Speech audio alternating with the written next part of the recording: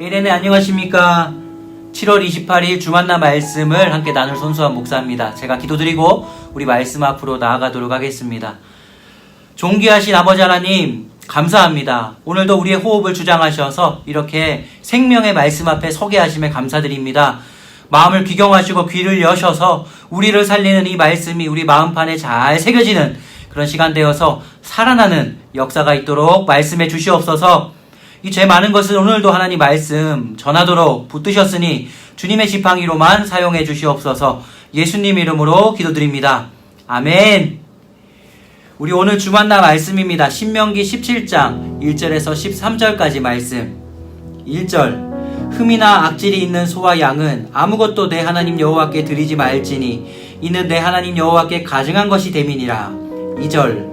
내 하나님 여호와께서 내게 주시는 어느 성중에서든지 너희 가운데 어떤 남자나 여자가 내 하나님 여호와의 목전에 악을 행하여 그 언약을 어기고 3절. 가서 다른 신들을 섬겨 그것에게 절하며 내가 명령하지 아니한 이럴 성신에게 절한다 하자. 4절. 그것이 내게 알려짐으로 내가 듣거든 자세히 조사해 볼지니 만일 그 일과 말이 확실하여 이스라엘 중에 이런 가증한 일을 행함이 있으면 5절. 너는 그 악을 행한 남자나 여자를 내 성문으로 끌어내고 그 남자나 여자를 돌로 쳐 죽이되 6절. 죽일 자를 두 사람이나 세 사람의 증언으로 죽일 것이요 한 사람의 증언으로는 죽이지 말 것이며 7절. 이런 자를 죽이기 위하여는 증인이 먼저 그에게 손을 댄 후에 무 백성이 손을 댈지니라. 너는 이같이 하여 너희 중에서 악을 제할지니라. 8절. 내 성중에서 서로 피를 흘렸거나 다투었거나 구타하였거나 서로 간에 고소하여 내가 판결하기 어려운 일이 생기거든 너는 일어나 내 하나님 여호와께서 택하실 곳으로 올라가서 9절. 레위 사람 제사장과 당시 재판장에게 나아가서 물으라. 그리하면 그들이 어떻게 판결할지를 내게 가르치리니 10절. 여호와께서 택하신 곳에서 그들이 내게 보이는 판결의 뜻대로 내가 행하되 그들이 내게 가르치는 대로 삼가 행할 것이니 11절. 곧 그들이 내게 가르치는 율법의 뜻대로 그들이 내게 말하는 판결대로 행할 것이요 그들이 내게 보이는 판결을 어겨 좌로나 우로나 치우치지 말 것이니라. 12절. 사람이 만일 무법하게 행하고 내 하나님 여호와 앞에 서서 섬기는 제사장이나 재판장에게 듣지 아니하거든 그 사람을 죽여 이스라엘 중에서 악을 제하여 버리라. 13절. 그리하면 온 백성이 듣고 두려워하여 다시는 무법하게 행하지 아니하리라. 아멘. 하나님이 우리에게 반드시 돌아봐야 되는 세 가지의 죄악을 설명하고 계십니다. 먼저 1절에 보면 여호와께 가증한 것이 된다라고 하십니다. 무엇이냐면 흠이나 악질이 있는 소와 양을 하나님께 드리는 것. 이것이 하나님이 가증한 것. 토에바라는 단어인데 역겹다라고 번역을 하고 있습니다. 다른 곳에서는 하나님이 역겨워하시는 죄, 흠이 있는 제물을 하나님께 드리는 것.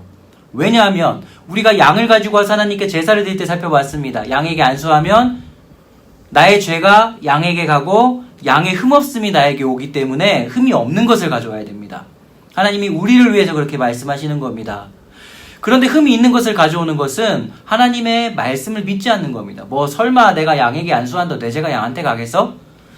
내 죄를 하나님이 용서해 주겠어? 하나님을 믿지 않는 것. 그러니까 하나님께 가증한 것이 됩니다. 더 나아가서 요한복음 1장 29절이나 베드로전서 1장 19절에 보면 예수님을 하나님의 어린 양이다. 세상 죄를 지고 간 하나님의 어린 양이다. 라고 이렇게 말씀을 합니다. 그러면 흠이 있는 양을 가지고 오는 것은 어린 양 대신 예수님을 흠이 있는 분으로 만들게 되는 것이기에 하나님 앞에 역겹고 가증한 죄가 되는 겁니다. 더하여서 말라기 1장 8절에 보면 총독에게도 흠없는 것을 안 드리는데 하물며 하나님께 너희가 드리겠냐라고 얘기하는 것을 볼 때 흠이 있는 것을 하나님께 드리는 것은 하나님이 총독보다 못한 존재로 여겨지는 것. 전혀 하나님이 내 삶의 왕이나 주인이 아닌 하찮은 존재라는 것을 표현하는 것이기에 흠이나 악질이 있는 것을 하나님께 드리는 것은 가증한 죄가 됩니다. 그런데 로마서 12장 1절에 우리를 이런 산 제물로 하나님께 드리라 라고 사도 바울이 권면을 합니다. 오늘날 제사를 드리지 않는 우리는 우리가 제물이 되어 주님께 나아가야 됩니다. 그렇다면 이 말씀 앞에서 과연 나는 내 삶을 돌아볼 때 흠이 없는 모습으로 하나님께 나아가고 있는가? 흠이나 악질 같은 죄악된 모습이 있지는 않는가 우리가 돌아보면 좋겠습니다. 하나님 앞에 또 더해서 드리는 헌금이나 우리 11조를 놓고 볼 때 혹시 불의한 방법으로 이 재물을 취득한 것은 아닌가 우리가 돌아보면서 먼저 주시는 음성 앞에 우리가 함께 나아가면 좋겠습니다. 하나님께 온전한 것을 순전한 것을 드릴 수 있는 우리 모두가 되기를 소망합니다.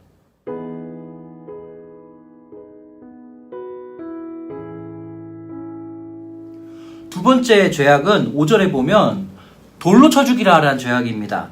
무슨 죄악이냐면 3절에 가면 가서 다른 신들을 섬겨 즉 우상숭배 돌로 쳐 죽여라 말씀하십니다. 그런데 이 우상숭배를 2절에 보면 내 하나님 여호와의 목전에 악을 행하여 언약을 어기고 라고 말씀을 하고 계십니다. 하나님의 눈앞에서 악을 행한 것이다 라고 하시는데 이것을 원어를 순서대로 놓고 보니까 이렇게 설명이 됩니다. 내가 생각할 때는 이 행위가 올바른 것 같은데 하나님이 보실 때 악하면 그것은 악한 게 되는 겁니다. 기준이 하나님의 기준입니다. 그러니까 내가 생각할 땐 우상숭배가 아닌 것 같은데 하나님이 보실 때 우상숭배일 수도 있다라는 것을 우리가 잊으면 안 됩니다. 그리고 여기 언약을 어겼다. 우상숭배는 언약을 어긴 거다라고 말씀하시는데 이스라엘 백성들을 구원하시고 출애굽하시고 시내산으로 부르셔서 하나님께서 언약식을 맺습니다. 그때 그 언약식을 선지자들이 대부분 결혼식이다라고 이렇게 묘사를 많이 하고 있습니다. 시내산에서 하나님의 자녀로 하나님의 신부로 우리가 선 것이고 하나님은 우리의 신랑이 된 것. 그러면 하나님 외에 다른 신을 섬기는 것은 남편이신 하나님 신랑을 놔두고 다른 남자를 만나는 바람 피는 것이 됩니다. 하나님은 생명인데 생명을 떠나서 가니까 생명에서 멀어지면 죽음이죠. 그러니까 돌로 쳐 죽이게 되는 겁니다. 죽을 수밖에 없는 존재가 되는 겁니다. 그래서 하나님이 이 우상숭배를 4절에 보면 자세히 조사해라 라고 말씀하십니다. 간과하고 있다가 자세히 조사 안 했다가 우상숭배가 이렇게 전염병처럼 퍼져 나갈 것을 대비하여 자세히 조사해라 라고 말씀하십니다. 그런데 놀라운 것은 이 여자는 보통 숫자를 셀 때도 구약 성경에는 포함시키지 않는 문화인데 남자나 여자가 우상숭배 했을 경우 남자나 여자를 성문으로 끌어내 쳐 죽이라고 여자를 반드시 집어넣고 있는 것. 이것이 무엇을 얘기하는 것일까? 저는 이렇게 생각됩니다. 이렇게 작고 사소한 것이라도 다 우상숭배는 반드시 없애야 된다. 왜냐하면 하나님을 떠나는 것이기 때문에 생명이신 하나님을 떠나 사망으로 가는 것이기 때문에 반드시 사소한 것이라도 뽑아내버려야 된다라는 것을 말씀하시는 겁니다. 그런데 이 우상숭배를 말씀하시면서 이렇게 얘기하십니다. 한 사람의 증언만 듣고 판단해서 돌로 쳐 죽이지 말고 두세 사람의 증언을 들어라. 억울하게 누명을 써서 죽는 사람이 없도록 해라 라고 말씀하십니다. 즉 우상숭배에 대한 것은 야, 너 우상숭배하지? 라고 정죄하라고 주시는 것이 아니라 내 눈에 있는 들보를 보라고 주시는 겁니다. 이 판단은 하나님이 하시는 것이고 나는 다른 사람의 티끌도 볼 필요 없어요. 내 눈에 있는 들보를 바라보고 내 우상숭배를 바라보는 겁니다. 비판하고 판단하는 자리가 아니라 내 스스로 나를 바라보며 나의 우상을 돌아보는 것. 그런데 우리가 출애굽기에 십계명을 주실 때 우상을 뭐라고 하시냐면 자기를 위하여 만든 것이라고 하십니다. 내케라고 추구하게 만든 것. 그래서 취미도 우상숭배가 될 수 있습니다. 그리고 마태복음 10장 37절에 보면 아버지나 어머니를 나보다 더 사랑하는 자는 내게 합당하지 아니하고 아들이나 딸을 나보다 더 사랑하는 자도 내게 합당하지 아니하노라 말씀하십니다. 즉 하나님보다 더 사랑하는 것이 우상숭배입니다. 그래서 자녀도 남편도 아내도 우상숭배가 될 수 있습니다. 하나님이 두 번째로 말씀하신 이 우상숭배의 죄, 하나님을 떠나서 돌로 쳐 죽을 수밖에 없는 이 생명을 떠나는 죄, 바람피는 죄, 혹시 오늘 내 속에 없는지 우리가 돌아보면서 저와 함께 오늘도 이 우상을 주님 앞에 내어드리고 하나님 앞에 순전한 모습으로 하나님 앞에 순결한 이런 신부로 설 수 있는 그런 우리가 되기를 축복합니다.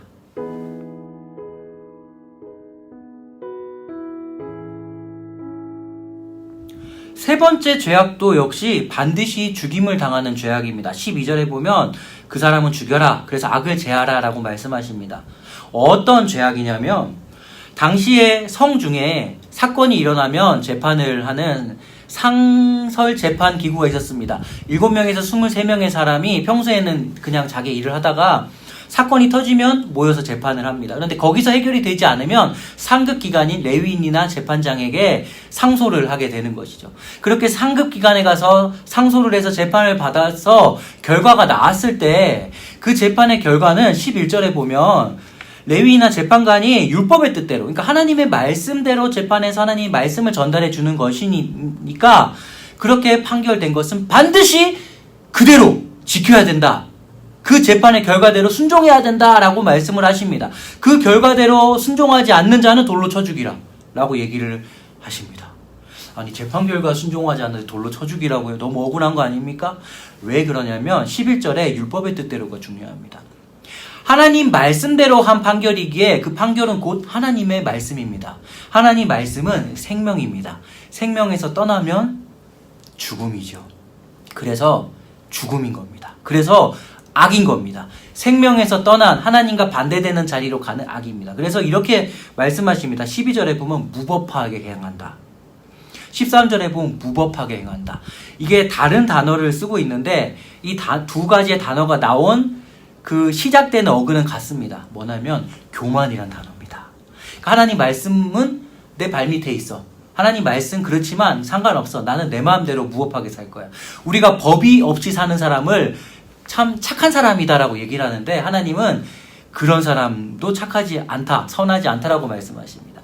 하나님 말씀대로 사는 사람이 가장 하나님이 보시기에 선한 사람, 보시기에 좋은 사람이 되는 겁니다. 하나님 말씀이 있는데 그 말씀을 벗어나서 반대로 가는 것. 우리가 오늘 재판을 이렇게 하나님 말씀대로 하진 않습니다. 그러나 우리의 삶에 어떤 판결해야 되거나 선택해야 되는 일들이 올 때 과연 우리는 무법한 자입니까? 아니면 하나님 말씀대로 주시는 말씀이 때로는 정말 내 상황에 맞지 않아도 순종하는 자입니까? 우리가 이것을 돌아볼 수 있는 시간이 되면 좋겠습니다. 그래서 우리가 법 없이 살 사람이 아니라 하나님 법으로만 살 사람, 이런 우리의 놀라운 삶이 되어서 늘 생명이신 말씀 앞에 가까이 서 있는 우리가 되길 소망합니다.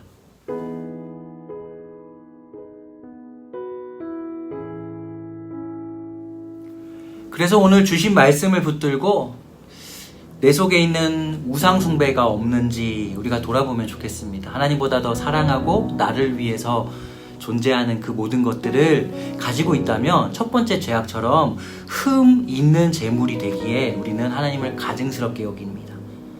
그래서 우리가 우리 속에 있는 이 우상 숭배를 돌아볼 수 있는, 그래서 그 우상 숭배가 생각이 난다면 우리가 주님 앞에 내어드리고 그것을 버릴 수 있는 그런 우리가 되면 좋겠습니다.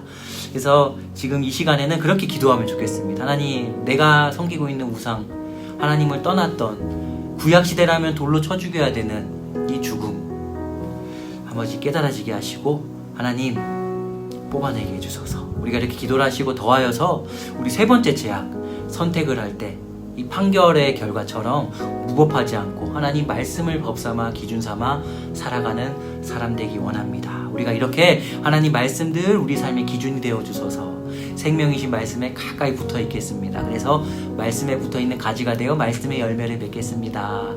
이런 사람 될 수 있도록 우리가 기도하시고, 또 오늘은 특별히 우리 담임 목사님을 위해서 기도하면 좋겠습니다.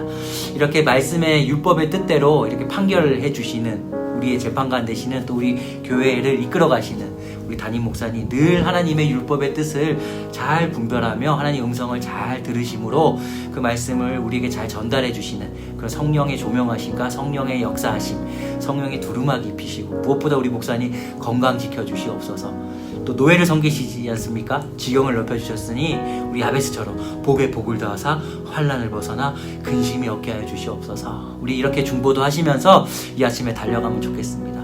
오늘 제가 마지막 기도하고 우리의 말씀 나눔을 마치겠습니다. 이후에 우리 찬양을 함께 묵상하면서 하나님께 기도할 수 있는 그런 시간도 가지시기 바랍니다. 존귀와 영광을 받으신 하나님 감사드립니다. 오늘 우리 속에 있는 이 세 가지의 죄악을 우리가 돌아보기 원합니다. 우상이 깨달아지게 하시고 하나님께 흠 없는 아버지의 산 제물로 드릴 수 있는 우리가 되고, 아버지 우리의 삶에서 선택의 길에 설 때 하나님 말씀이 늘 기준이 되어 아버지 무법하지 않고 하나님 말씀 붙들고 달려가는 하나님 생명의 사람 되도록 인도해 주시옵소서. 더하여서 우리 목사님 또 우리 교회에게 이렇게 말씀을 전달해 내시는데 부족함이 없도록 막힘이 없도록 아버지 성령의 고속도로를 열어주시고 성령의 충만함 주시고 성령의 조명하심 주시고 복에 복을 더하사 환난을 벗어나 근심이 없게 하시고 건강을 지켜 주시옵소서. 아버지 오늘 예배드리는 우리 모두 주님 붙잡아 주심을 믿습니다.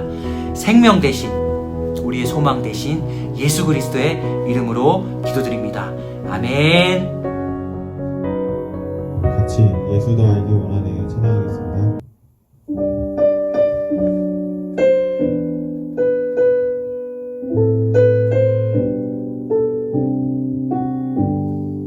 예수 더 알기 원하네 크고도 넓은 은혜와 대속해 주신 사랑을 간절히 알기 원하네 내 평생의 소원 내 평생의 소원 대속해 주신 사랑을 간절히 알기 원하네